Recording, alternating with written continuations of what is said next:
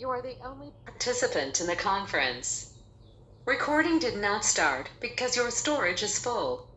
Please log in and delete recordings or purchase more storage from your account.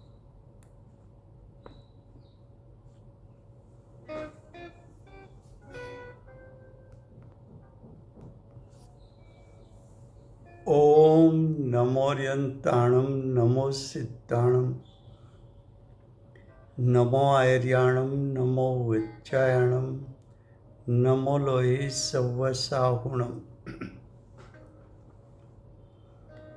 मंगलं भगवान् वीरो मंगलं गौतमो गणी मंगलं कुन्दकुन्दार्यो जैनधर्मोऽस्तु मंगलम् ओंकार बिंदु संयुक्तं नित्यं जायन्ति योगिनः कामदं मोक्षदं एव ओंकाराय नमो नमः अहोपकार जिनवर्णो कुंदनो ध्वनि दिव्यनो चेन कुंद ध्वनि आप्या अहो आ गुरु काहनो तुझ ज्ञान ध्यान रंग ममया दर्श रहो ओ शिव पद तक तुझ संग माता हाथ ग्रहो।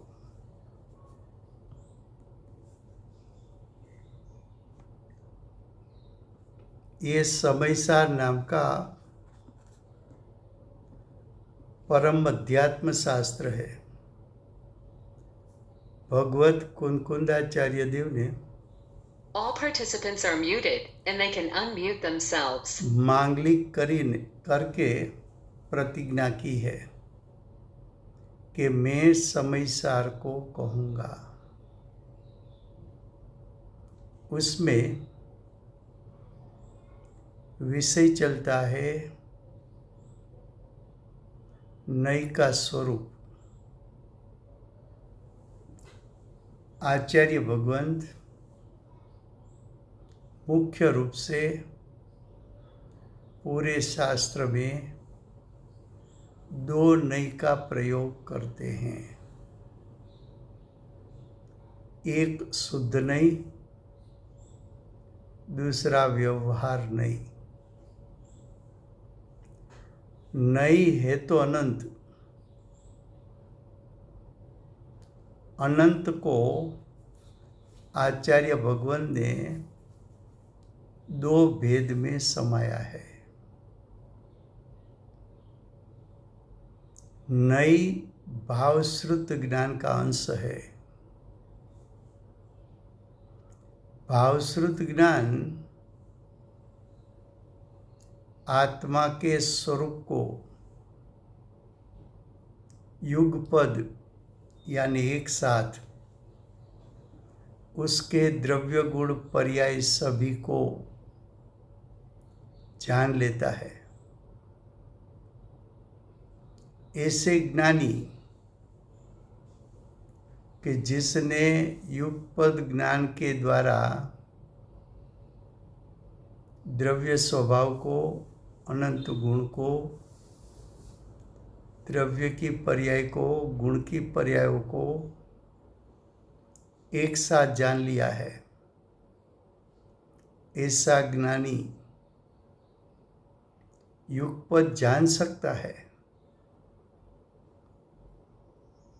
लेकिन कथन करना हो तो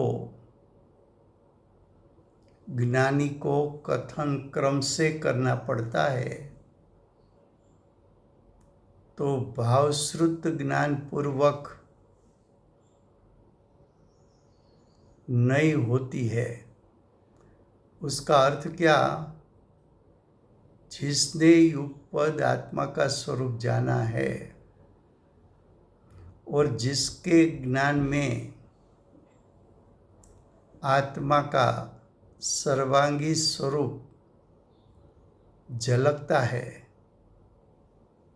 वो सर्वांगी स्वरूप को भेद करके क्रम से कहना, उसको नई ज्ञान कहने में आता है।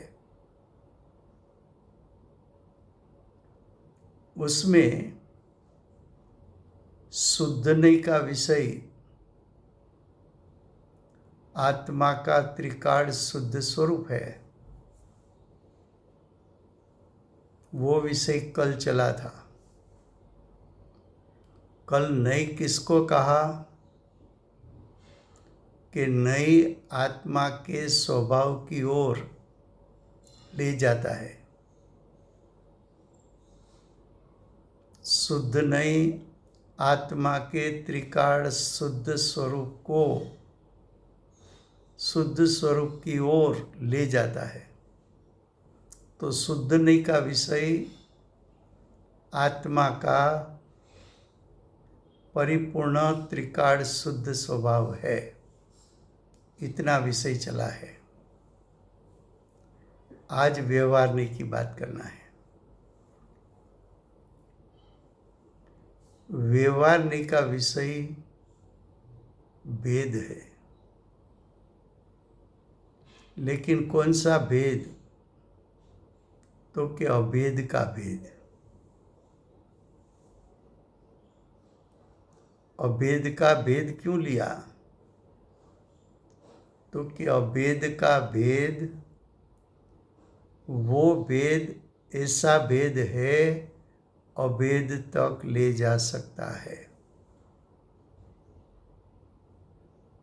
भेद के माध्यम से अभेद का ग्रहण हो सकता है।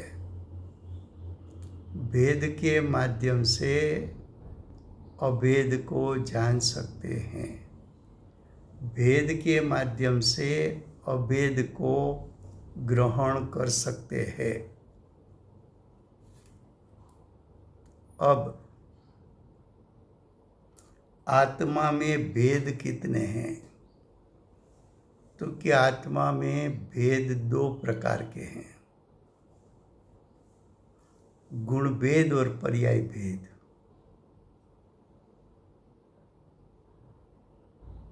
गुण भेद का अर्थ है गुण अर्थात स्वभाव। गुण आत्मा में कितने हैं? तो कि अनंत। तो गुण भेद कितने हैं? तो कि अनंत। अनंत अनंत गुण भेद आत्मा द्रव्य में अभेद पने हैं। एक एक भेद, एक एक गुण भेद आत्मद्रव्य का लक्षण है। किसका लक्षण है? तो कि आत्मद्रव्य का लक्षण है एक एक भेद। सामान्य गुण के माध्यम से भी अभेद आत्मा को आप ग्रहण कर सकते हो। विशेष गुण के माध्यम से भी आप अभेद त्रिकाल शुद्धात्मा को ग्रहण कर सकते हो। असाधारण गुण के माध्यम से भी आप आत्मा के त्रिकाल शुद्ध स्वभाव को ग्रहण कर सकते हो।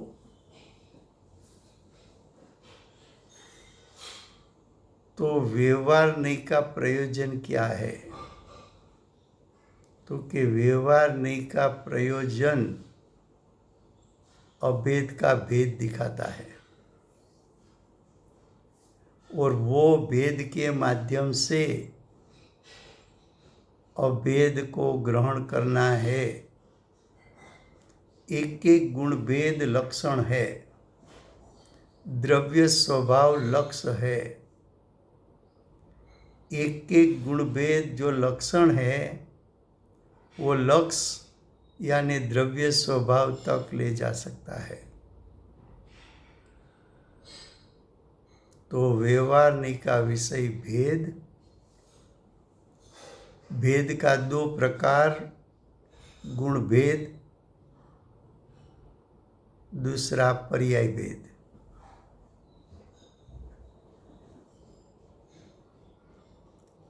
जीव कर्ता कर्म प्रवृत्ति करे तो कर्ता होकर कर्म किया, वो भी पर्याय है। जीव पुण्य पाप रूप परिणमन करे, वो भी पर्याय है। जीव आश्रव रूप परिणमन करे, वो भी पर्याय है।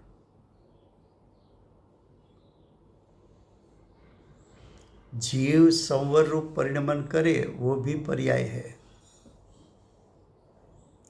जीव निजरा रूप परिणमन करे, वो भी पर्याय है।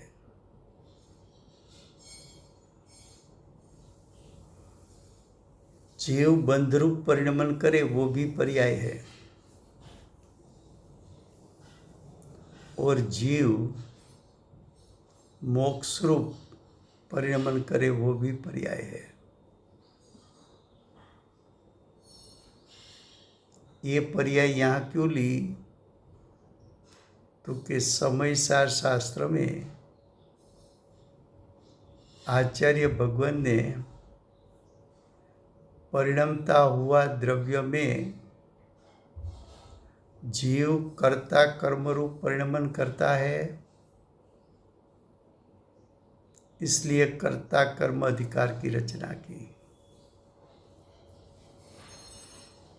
जीव पुण्य पाप रूप परिणमन करता है, वो भी जीव की पर्याय है। आश्रम रूप परिणमन भी जीव ने किया। संवर निजरा रूप परिणमन जीव ने किया। बंध रूप परिणमन जीव ने किया। और मोक्ष रूप परिणमन भी जीव ने किया। अब ध्यान से सुनना। नई का प्रकार हमने दो बताया, शुद्ध नई और व्यवहार नई। उसमें शुद्ध नई का विषय आचार्य भगवान ने शुद्ध नई का विषय आचार्य भगवान ने मुख्य कहा है, यानी उपाधि कहा है।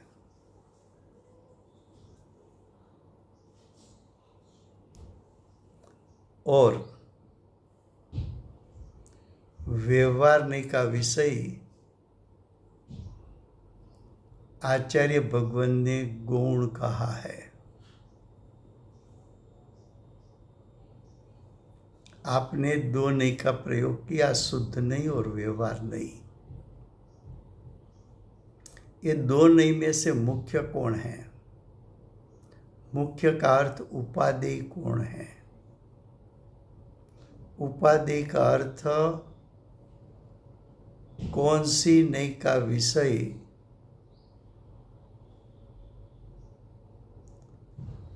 उसका ध्यान करने जैसा है।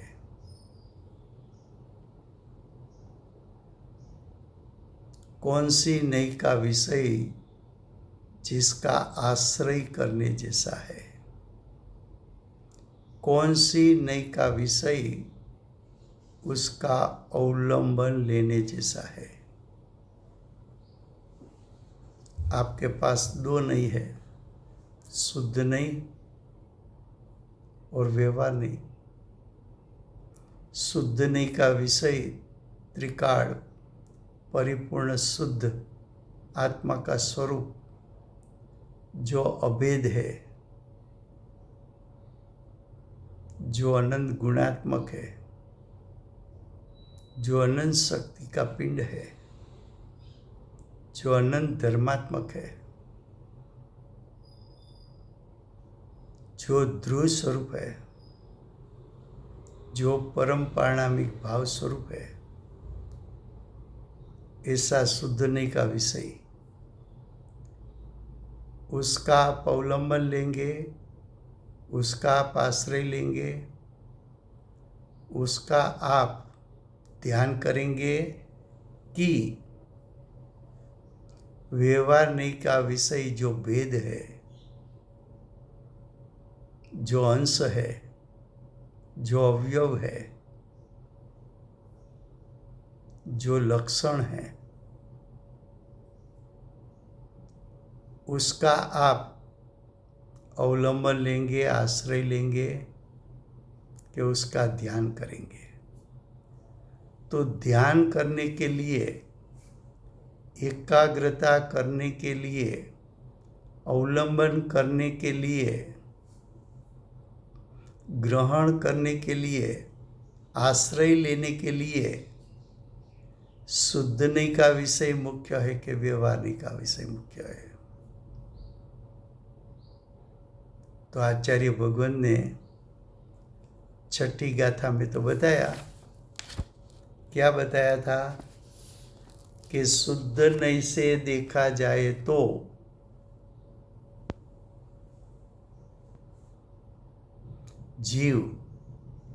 जीव यानी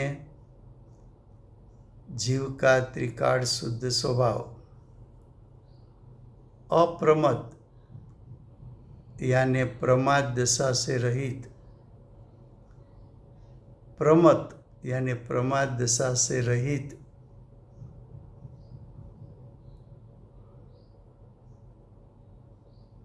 तो कि आत्मा का त्रिकाल परिपूर्ण शुद्ध स्वरूप प्रमत अप्रमत दशा से रहित है, वो शुद्धने का विषय यानी ज्ञायक।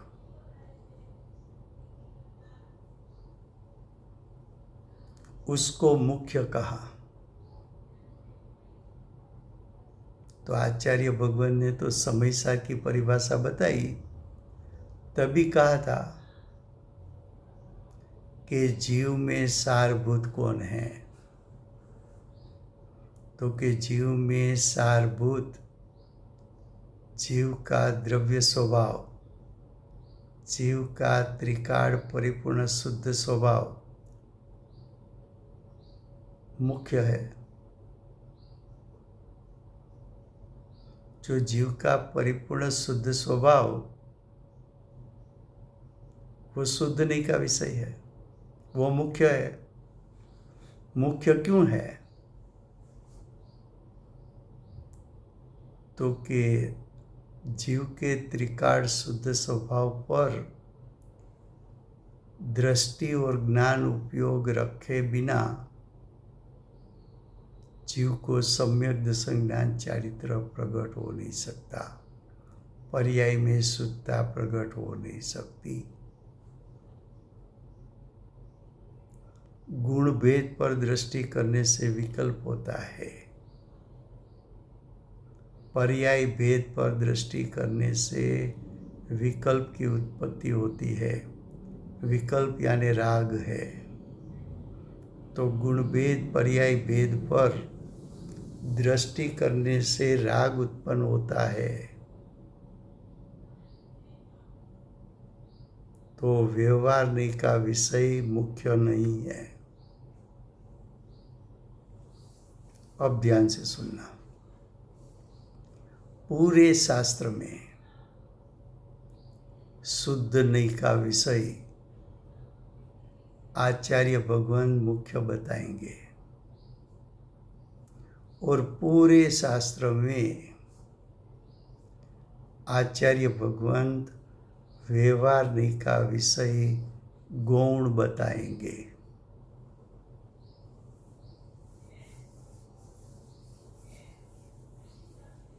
तो शुद्ध नहीं और व्यवहार नहीं क्या कराएगी? तो क्या मुख्य गौण करा सकती है।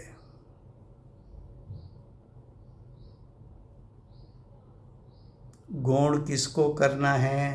तो के भेद को। भेद कितने प्रकार के हैं? तो कि गुण भेद, पर्याय भेद, भेद 2 प्रकार के।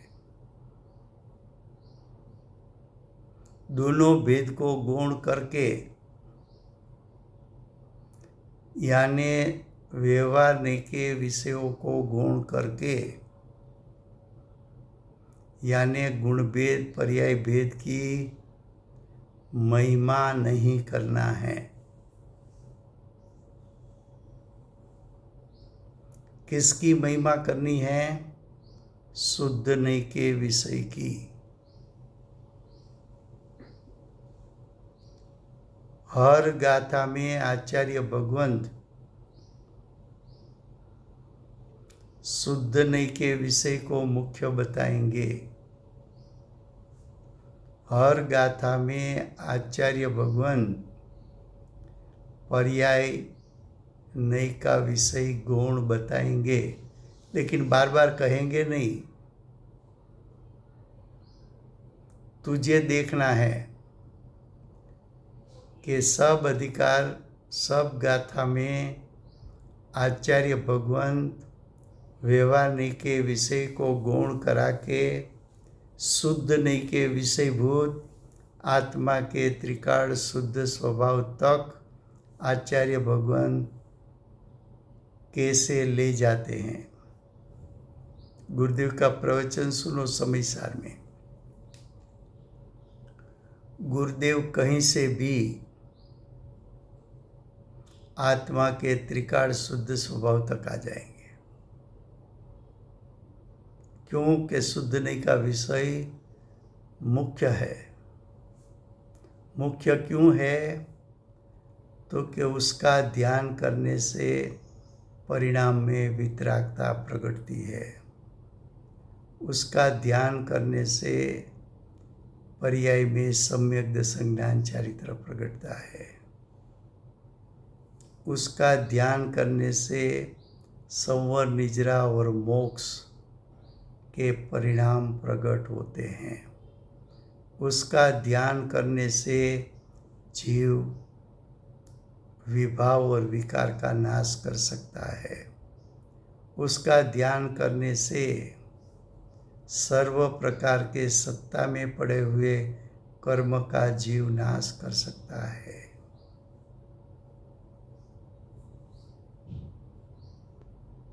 अब ध्यान से सुनना।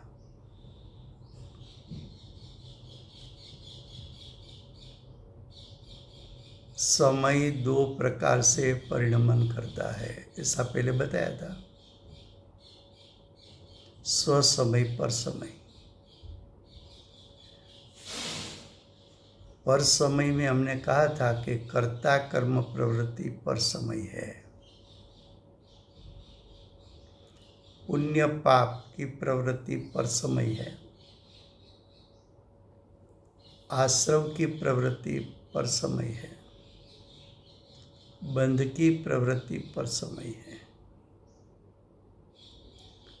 संवर की प्रवृत्ति स्वसमय है। निजरा की प्रवृत्ति स्वसमय है। मोक्ष की प्रवृत्ति स्वसमय है। तो पर समय का भेद बताया। कर्ता कर्म, पुण्य पाप, आश्रव, बंध। और स्वसमय का भेद बताया। संवर, निजरा, मोक्ष। कर्ता कर्म प्रवृत्ति वो भी पर्याय है। पुण्य पाप भी पर्याय है। आश्रव भी पर्याय है। बंध भी पर्याय है। संवर भी पर्याय है। निजरा भी पर्याय है। मोक्ष भी पर्याय है। सातों पर्याय है। सातों पर्याय भेद है। पर्याय के भेद है। और पर्याय के भेद व्यवहार नैका विषय है। और व्यवहार नैका विषय गौण करना है। साते पर्यायों को गौण करेगा तो 7 पर्याय में छुपा हुआ ज्ञायक उस पर तेरी दृष्टि गिरेगी, तेरा ज्ञान उपयोग गिरेगा, तो तुझे सम्यक दर्शन, सम्यक ज्ञान के साथ सम्यक चारित्र प्रकट होगा।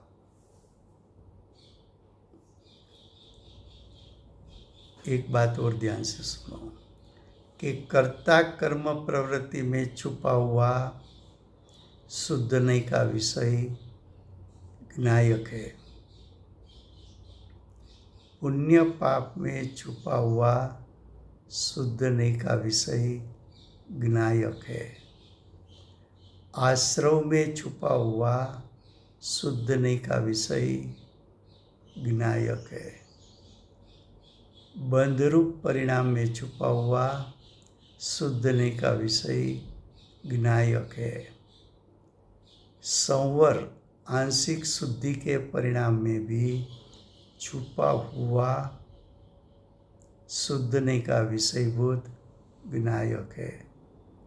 शुद्धि की वृद्धि निजरा वो परिणाम में भी छुपा हुआ शुद्ध नहीं का विषयभूत विनायक है।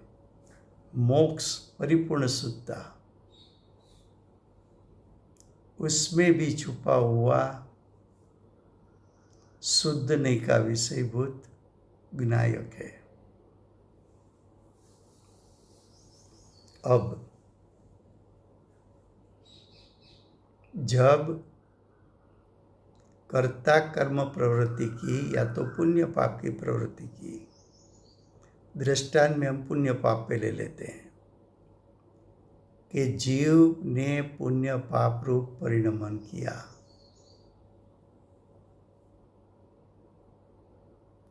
पुण्य पाप किस नहीं का विषय है? तो कि पुण्य पाप क्या है? तो कि पर्याय है।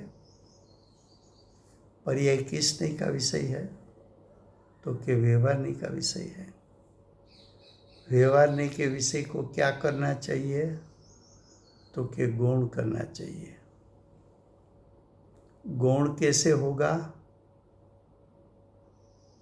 तो कि पुण्य पाप का परिणाम है, उसमें छुपा हुआ जो ज्ञायक है, वो ज्ञायक की तुझे महिमा आएगी, ज्ञायक के प्रति बहुमान आएगा, ज्ञायक का चिंतन चलेगा, तो पुण्य पाप गौण होगा। तो व्यवहार नहीं का विषय पर्याय यानी पुण्य पाप उसकी महिमा गौण करो और शुद्ध नहीं के विषयभूत ज्ञायक उसकी महिमा जोर शोर से करो।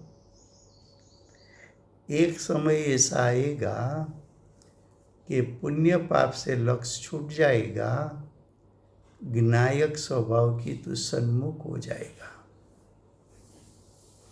तब कहलाएगा कि व्यवहार नहीं के विषय को गौण किया, शुद्ध नहीं के विषय को मुख्य किया और शुद्ध नहीं के विषय पर दृष्टि गिरी तो सम्यक दर्शन हुआ। और सम्यक दर्शन होता है तब ज्ञान उपयोग बाहर से संकलित होकर स्वभाव सन्मुख होकर सम्यक ज्ञान को प्रकट कर लेता है और दृष्टि और उपयोग की ज्ञायक में स्थिरता के कारण सम्यक चारित्र प्रकट होता है।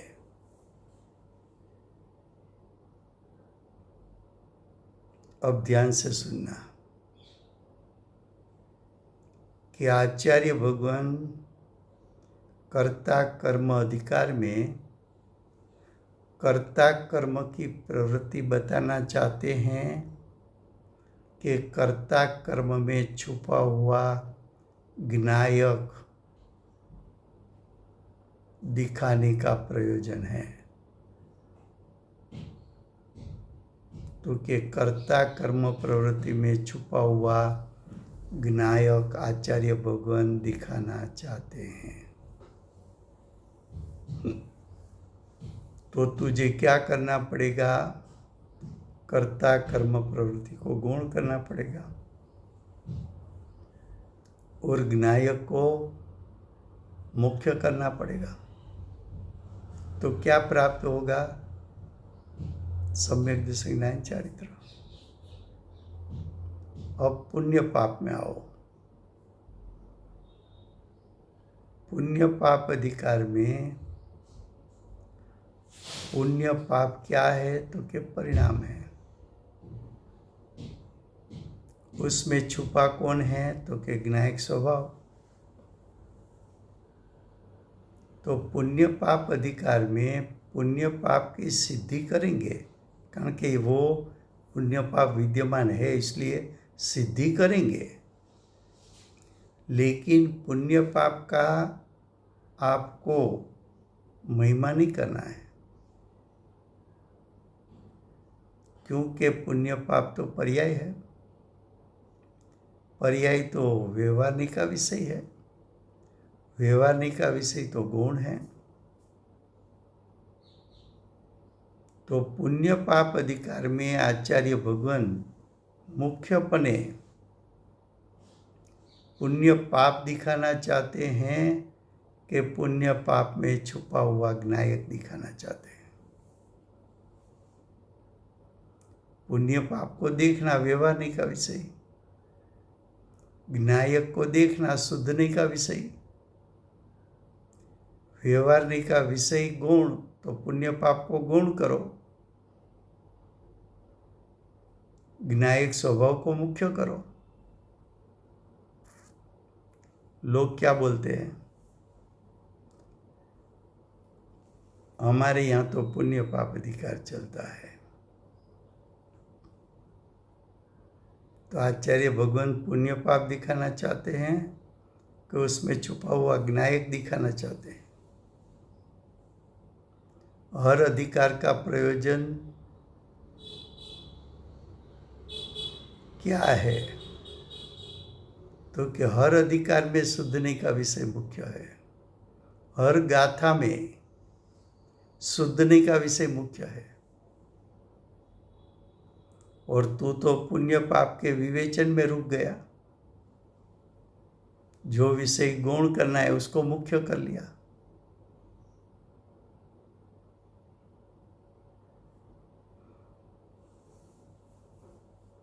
अब आश्रव,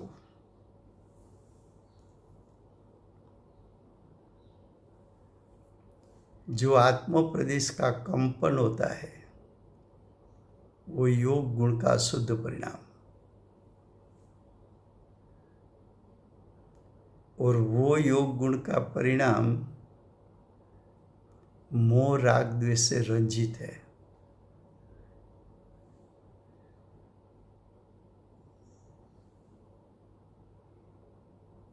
तो जो कंपन मोह राग द्वेष से रंजित है उसका निमित्त पाकर कर्मण वर्गना कर्म रूप परिणमित होती है, और कर्म आत्मा के प्रदेश पर, आत्मा के क्षेत्र पर आते हैं। उसको आश्रव तत्व कहते हैं।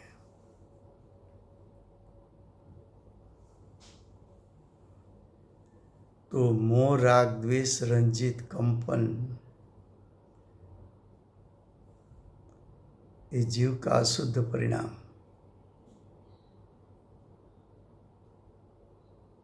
जब अशुद्ध परिणाम उत्पन्न होता है तभी भी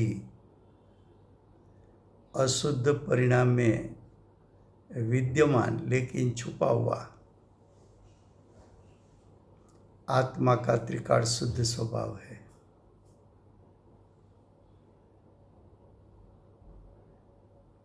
अगर आप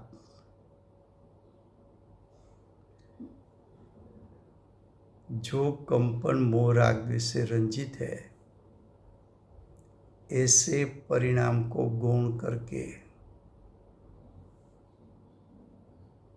उसमें ही छुपा हुआ फिर भी विद्यमान आत्मा का त्रिकाल शुद्ध स्वभाव है, उसको मुख्य कर ले तो तुझे सम्यक दशक ज्ञान चैत्र प्रकट होगा।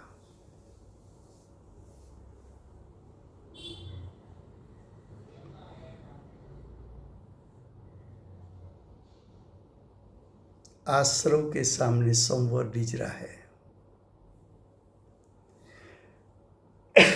आश्रव को रोकने वाला संवर रिझ रहा है।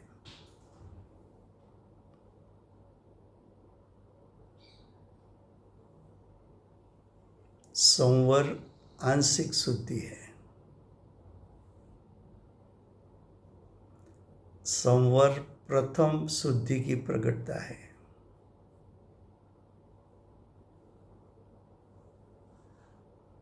जो आत्म स्वभाव में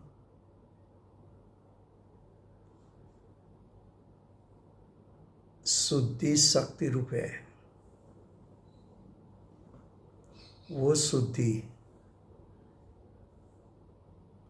प्रथम बार वर्तमान परिणाम में प्रकट हुई।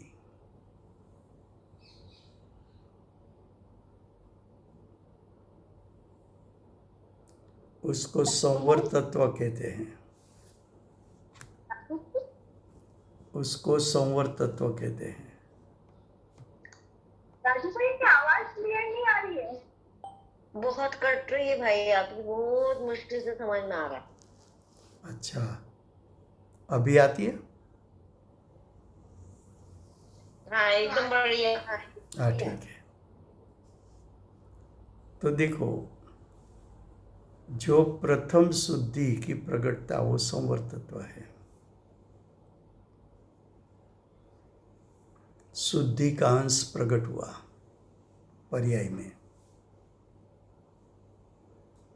शुद्धि का अंश व्यक्त हुआ पर्याय में। तो आंशिक शुद्धि है तो पर्याय। आंशिक शुद्धि में अनादि अनंत काल तक द्रव्य स्वभाव परिपूर्ण जो शुद्ध है वो उसमें छुपा है। वो उसमें छुपा है। संवर तत्व तो आंशिक शुद्धि है, लेकिन शुद्धने के विषयभूत आत्मा का त्रिकाल शुद्ध स्वभाव यानी ज्ञायक, वो तो शक्ति रूप सामर्थ्य से परिपूर्ण भरा हुआ एक रूप रहने वाला अनादि से अनंत काल, ऐसा शुद्ध स्वभाव है। तो आंशिक शुद्धि की महिमा करोगे कि आंशिक शुद्धि जहाँ से आती है और जिसमें अनादि से अनंत काल शुद्ध रहने का शक्ति रूप सामर्थ्य है, ऐसे शुद्धने के विषयभूत आत्मा के त्रिकाल शुद्ध स्वभाव की महिमा करोगे।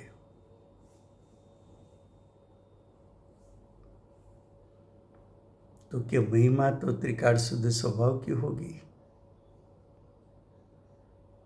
उसकी महिमा जो होती है तब संवर रूप परिणाम गौण हो जाते हैं।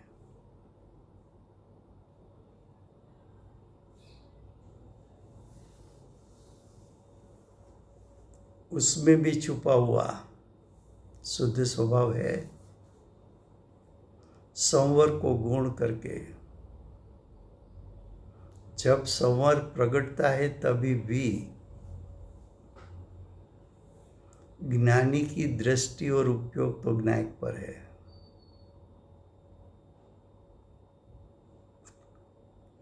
निजरा शुद्धि की वृद्धि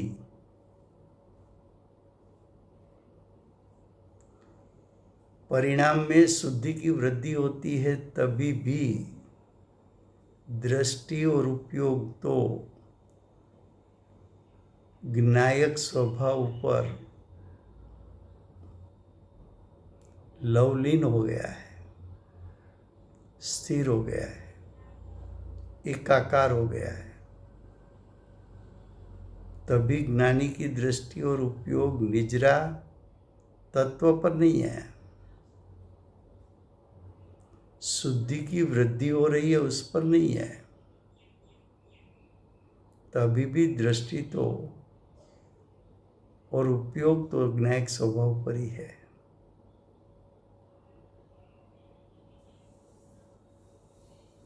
तो निजरा तत्व में भी ज्ञायक छुपा है, वो ज्ञायक शुद्ध नहीं का विषय। निजरा तत्व, निजरा रूप परिणाम, व्यवहार नहीं का विषय। मोक्ष पहले बंध, आश्रव के सामने समूह निजरा लिया था, अब बंध तत्व के सामने मोक्ष तत्व आएगा।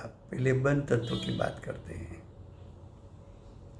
जीव का राग द्वेष रूप परिणाम, अज्ञानी हो तो मोह राग द्वेष रूप परिणाम, और ज्ञानी हो तो मोह का तो नाश हो गया, तो राग द्वेष रूप परिणाम। वो बंध तत्व है, वो परिणाम विकारी परिणाम है, वो पर्याय है बंध तत्व। बंध तत्व विकारी परिणाम, उसमें छुपा हुआ आत्मा का त्रिकाल शुद्ध स्वरूप, वो शुद्ध नहीं का विषय। बंध यानी राग द्वेष परिणाम, वो व्यवहार नहीं का विषय।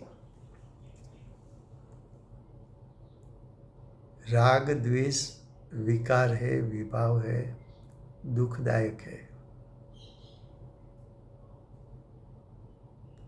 चार गति के परिभ्रमण का कारण है,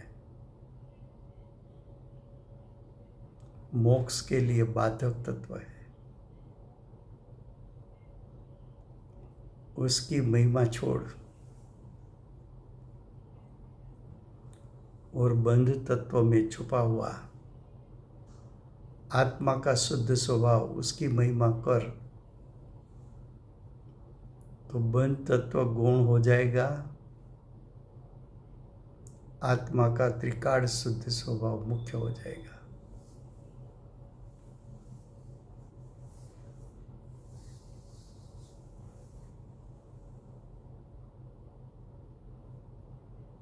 मुख्य हो जाएगा।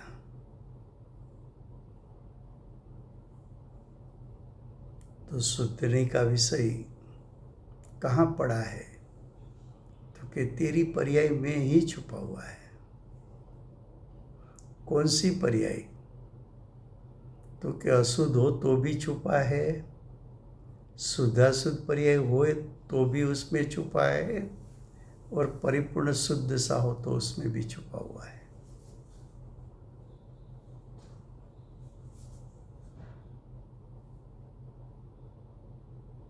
अशुद्ध पर्याय को भी गौण करना है, शुद्धाशुद्ध दशा को भी गौण करना है, परिपूर्ण शुद्ध दशा को भी गौण करना है। अशुद्ध दशा के काल में भी ज्ञायक को मुख्य करना है, शुद्धाशुद्ध दशा के काल में भी ज्ञायक को मुख्य करना है, और परिपूर्ण शुद्ध दशा में भी ज्ञायक को मुख्य करना है। क्या कहा? अब बंध के बाद मोक्ष।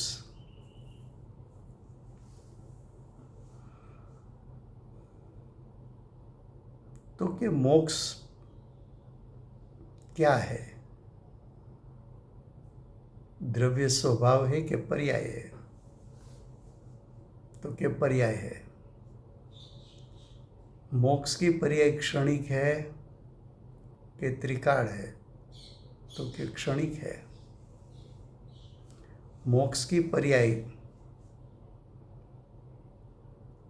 अनित्य है कि नित्य है? तो क्या अनित्य है।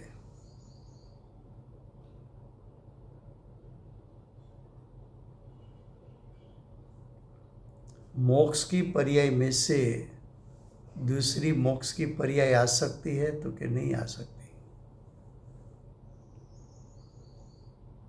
एक तरफ मोक्ष की परिपूर्ण शुद्ध पर्याय का स्वरूप ऐसा है कि वो पर्याय है, पलटती है, एक समय की है, अनित्य है। मोक्ष की पर्याय में से मोक्ष की पर्याय आ नहीं सकती, भेद है पर्याय का। उसके सामने आत्मा का द्रव्य स्वभाव नित्य है, त्रिकाल है, परिपूर्ण शुद्ध है, तीनों काल उसकी परिपूर्ण शुद्धता एक रूप रहती है और उसमें इतना शक्ति रूप सामर्थ्य है कि सादी अनंत काल तक मोक्ष की पर्याय को प्रकट कर सके।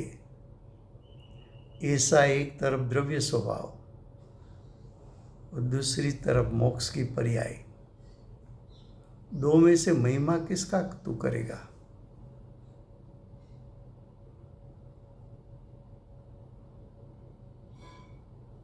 क्योंकि जो पर्याय क्षणिक है उसके सामने द्रव्य स्वभाव तो त्रिकाल है। जो पर्याय एक समय की है उसके सामने द्रव्य तो अनादि अनंत टिकने वाला है।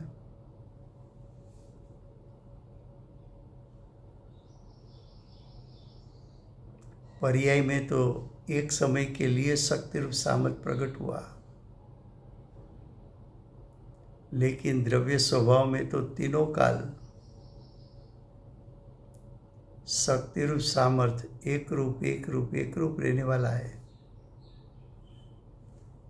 मोक्ष की पर्याय में से दूसरी मोक्ष की पर्याय नहीं आ सकती,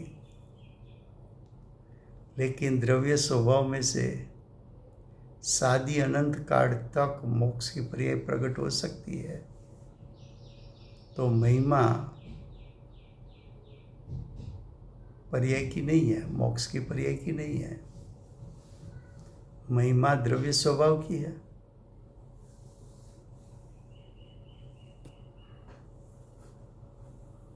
महिमा किसकी है? तो कि द्रव्य स्वभाव की।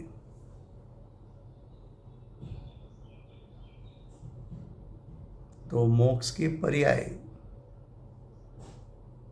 द्रव्य स्वभाव के पास गुण है।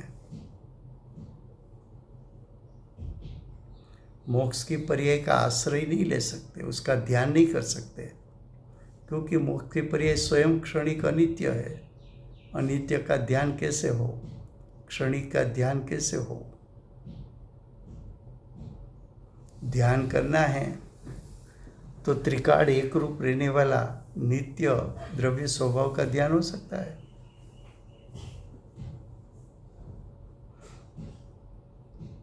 तो कि मोक्ष की पर्याय के काल में भी अरिहंत परमात्मा के लिए भी, सिद्ध परमात्मा के लिए भी द्रव्य स्वभाव मुख्य ही है, जो कि वो मुख्य गुण करते नहीं, सहज मुख्यता है। क्योंकि मुख्य गुण तो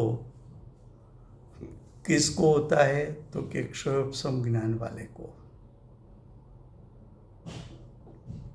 अरिहंत सिद्ध के पास तो क्षय ज्ञान है। तो देखो, शुद्ध नहीं और व्यवहार नहीं,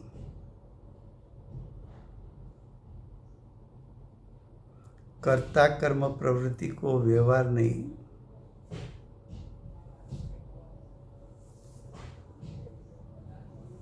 तो कि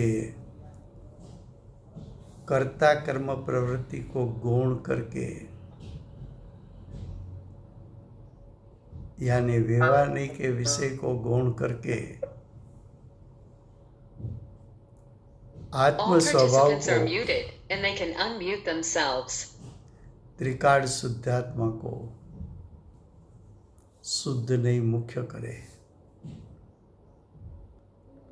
पुण्य पाप अधिकार हो तो पुण्य पाप के पर्याय को गौण करके द्रव्य स्वभाव को मुख्य करो। आश्रव अधिकार है तो आश्रव की पर्याय को गौण करके द्रव्य स्वभाव को मुख्य करो। आंशिक शुद्धि संवर तत्व उसको गौण करके परिपूर्ण त्रिकाल शुद्ध द्रव्य स्वभाव को मुख्य करो। निजरा तत्व शुद्धि की वृद्धि पर्याय में होती है, वो पर्याय के गुण करके त्रिकाल एक रूप परिपूर्ण शुद्ध स्वभाव को मुख्य करो। बंध तत्व विकारी परिणाम उसको गौण करके आत्मा के त्रिकाल शुद्ध स्वभाव को मुख्य करो। परिपूर्ण शुद्धता पर्याय की मोक्ष तत्व उसको गौण करके द्रव्य स्वभाव को मुख्य करो। तो शुद्ध नहीं और व्यवहार नहीं का प्रयोग 6 गाथा से 12 गाथा तक किया है। वहाँ सभी स्थान स्थान पर व्यवहार के विषय को गौण करना है और शुद्ध नहीं के विषयभूत ज्ञायक को मुख्य करके उसका ध्यान करके उसका अवलंबन लेके उसका आश्रय लेके उसमें स्थिरता करके उसमें एकाग्रता करके तो जीव के परिणाम में शुद्धता प्रकटेगी। तो ये शुद्ध नहीं और व्यवहार नहीं, दो बात हुई। जैसी तरह समय शब्द का अर्थ ये शास्त्र के लिए मुख्य है, समय सार शब्द का अर्थ ये शास्त्र के लिए मुख्य है, समय की व्याख्या ये शास्त्र के लिए मुख्य है, स्वसमय पर समय क्या है वो समझना ये शास्त्र के लिए मुख्य है। वैसी तरह शुद्ध नहीं और उसका विषय वो समझना मुख्य है, व्यवहार नहीं और उसका विषय क्या है उसको समझना मुख्य है। अब संक्षिप्त में कहो तो पर्याय को गौण करना है, द्रव्य स्वभाव को मुख्य करना है। द्रव्य स्वभाव मुख्य होगा वो शुद्धनि का विषय है, पर्याय गुण हुई वो व्यवहारनी का विषय है। लेकिन हमने भेद 2 बताए थे, गुण भेद और पर्याय भेद। उसमें हमने पर्याय के भेद की बात बताई। अब गुण भेद। समय सार शास्त्र जीव की मुख्यता से कहा गया है, तो हम जीव के गुण की बात करें। आवाज नहीं आ रही है।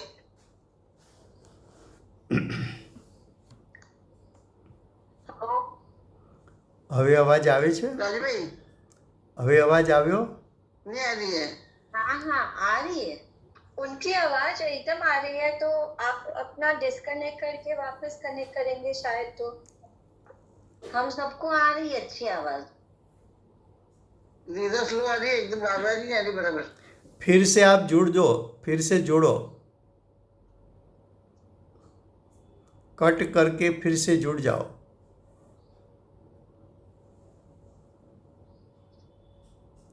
All participants are muted and they can unmute themselves. अब देखो गुण की बात बताते हैं तो कि गुण भी भेद है, तो भेद का ध्यान करना चाहिए कि अभेद का। तो कि द्रव्य स्वभाव अभेद है, ज्ञायक अभेद है, गुण भेद है। तो भेद को गौण करना है, अभेद को मुख्य करना है।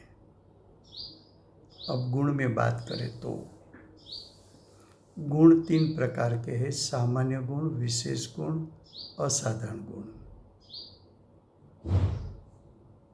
सभी गुण द्रव्य का लक्षण है।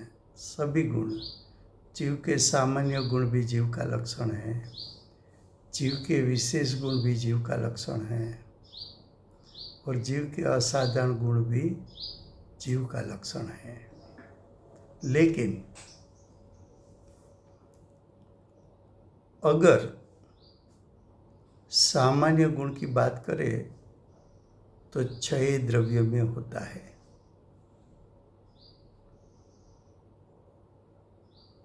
विशेष गुण की बात करें तो 1 से अधिक द्रव्यों में होता है।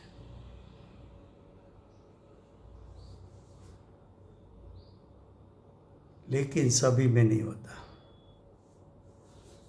और असाधारण गुण की बात करें तो सिर्फ 1 द्रव्य में होता है। ऐसा गुण दूसरे 5 द्रव्यों में नहीं होता। इसलिए असाधारण गुण के माध्यम से आत्मा की पहचान करनी सुगम है। जैसे कि आत्मा में ज्ञान और सुख गुण है, दूसरे 5 द्रव्यों में नहीं है। अब आत्मा के असाधारण गुण भी अनंत है। तो किस गुण को लक्षण बनाए, किस गुण को लक्षण कहे? तो कि बात तो सही है कि असाधारण गुण अनंत है, लेकिन ज्ञान और सुख गुण वेदनभूत गुण है। तो वेदनभूत गुणों को लक्षण के रूप में जानो तो वहां से आत्मा में प्रवेश करना आसान है। ज्ञान गुण और सुख गुण में भी ज्ञान स्वपर को जानता भी है और वेदनभूत है, लेकिन सुख गुण स्वपर को भिन्न नहीं कर सकता, सिर्फ वेदनभूत है। तो ज्ञान और सुख में भी ज्ञान गुण के माध्यम से आत्मा की पहचान करना आसान है। इसलिए पूरे समय सार में जीव का लक्षण ज्ञान बताया। उसका मतलब ये नहीं था कि दूसरे असाधारण गुण उसके लक्षण नहीं है, दूसरे विशेष गुण उसका लक्षण नहीं है, दूसरे सामान्य गुण उसका लक्षण नहीं है। ऐसा कहने का प्रयोजन नहीं है। तो कल हम लक्षण को गौण करके लक्ष्य तक कैसे जा सकते हैं, वो विषय कल बताएंगे। आज का समय हुआ है, आज का पूरा विषय हिंदी में चला है। अगर गुजराती करना है तो कल यही विषय हम गुजराती में भी ले सकते हैं। समय हुआ है। वर्तमान 24 ના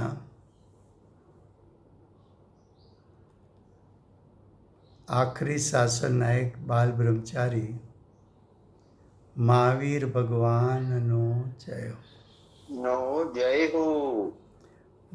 મહાવિદ્ય ક્ષેત્રે બિરાજતા પ્રથમ તીર્થંકર ધર્મ ધુરંધર અનંત ચતુષ્ટયના ધારક દિવ્ય ધ્વનિના દાતાર શાસન ઉપકારી સીમામાં રહેનાર શ્રી સિમંદર ભગવાનનો જય હો. નો જય હો.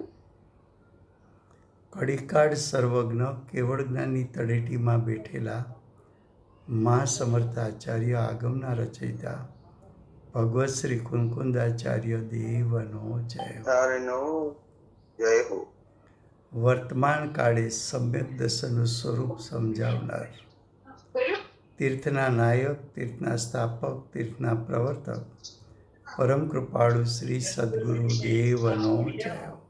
દેવનો જય હો. પૂજ્ય ગુરુદેવના શિષ્યમાં શિરોમણી, પૂજ્ય ગુરુદેવના નવભવનો મહિમા બતાવનાર સ્વાનુભવયુક્ત જાતિસ્મરણ જ્ઞાનયુક્ત પ્રસમમૂર્તિ ભગવતી માતનો જય હો. નો જય હો. સમ્યક દર્શનની પ્રાપ્તિમાં નિમિત્તરૂપ જીનવાણી માતનો જય હો. જય હો. પૂજ્ય ગુરુદેવ માતાજીની સાધના ભૂમિ સુવર્ણપુરી ધામનો જય હો. સુવર્ણપુરી ધામમાં વર્તમાન ગુરુ અને ધાતુકી મહાવિદ્ય ક્ષેત્રના ભાવિ તીર્થંકર શ્રી સૂર્યકીર્તિનાથ ભગવાનનો જય હો. શ્રી સૂર્યકીર્તિનાથ ભગવાનના સમવસરના મુખ્ય ગણધર દેવેન્દ્ર કીર્તિનાથ ભગવાનનો જય હો. પરમ દિગંબર જૈન ધર્મનો જય હો. Thank you Rajubhai.